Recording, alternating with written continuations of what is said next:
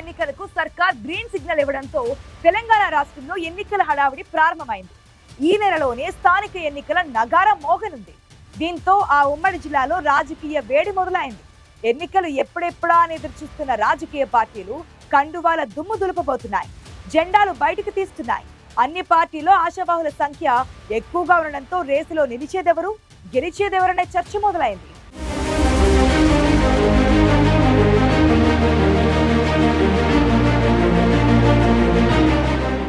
ఎప్పుడెప్పుడా అని ఎదురు చూస్తున్న టైం రానే వచ్చింది. స్థానిక సంస్థల ఎన్నికల నిర్వహణకు రాష్ట్ర ప్రభుత్వం ముందుకొచ్చింది. సెప్టెంబర్లో ఎన్నికలకు సిద్ధమంటూ కేబినెట్ ఆమోదం తెలపడంతో ప్రభుత్వం రాష్ట్ర ఎన్నికల సంఘానికి లేఖ అందించింది.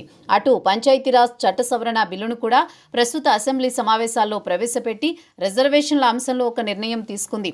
గత ఏడాది లోక్సభ ఎన్నికల తర్వాత స్థానిక సంస్థలకు పోలింగ్ జరుగుతుందని భావించినా రాష్ట్ర ప్రభుత్వం సంసిద్ధత వ్యక్తం చేయలేదు. ఇప్పుడు ఈసీకి లేఖతో మొదటగా జెడ్పీటీసీ, ఎంపీటీసీ స్థానాలకు, ఆ తర్వాత గ్రామ పంచాయతీలకు 2 విడతలుగా ఎన్నికలు నిర్వహించనున్నారు. స్థానిక ఎన్నికల పోలింగ్ని 2 విడతల్లో నిర్వహించాలని రాష్ట్ర ఎన్నికల సంఘం నిర్ణయించింది. 2019లో జరిగిన గ్రామ పంచాయతీ పరిషత్ ఎన్నికలను రెవెన్యూ డివిజన్ల వారీగా 3 విడతల్లో నిర్వహించిన విషయం తెలిసిందే.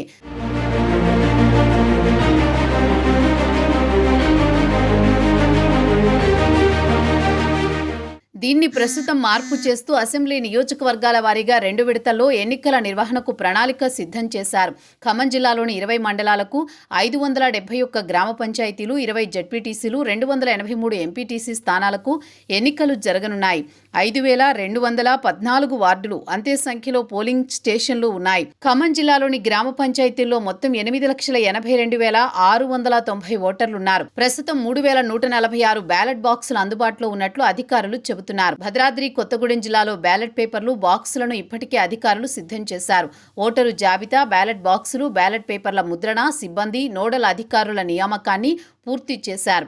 జిల్లాలో ఎన్నికలు జరిగే 22 మండలాల్లో 471 గ్రామ పంచాయతీలకు 4168 వార్డులు ఉన్నాయి. ఇక 22 జెడ్పీటీసీ స్థానాలు, 233 ఎంపీటీసీ స్థానాలు ఉన్నాయి.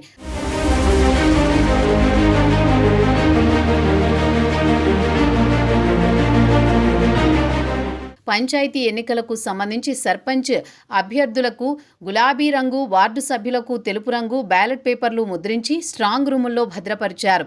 పంచాయతీ ఎన్నికలకు 4242, పరిషత్లకు 1271 పోలింగ్ కేంద్రాలను అందుబాటులో ఉంచారు. ఆగస్టు 28న ముసాయిదా ఓటర్ల జాబితా విడుదల చేయగా జిల్లా ఎన్నికల అధికారి ఎంపీడీఓల ఆధ్వర్యంలో ఇప్పటికే పార్టీల ప్రతినిధులతో సమావేశాలు నిర్వహించారు. వార్డుల విభజనపైన అభ్యంతరాలు స్వీకరించారు.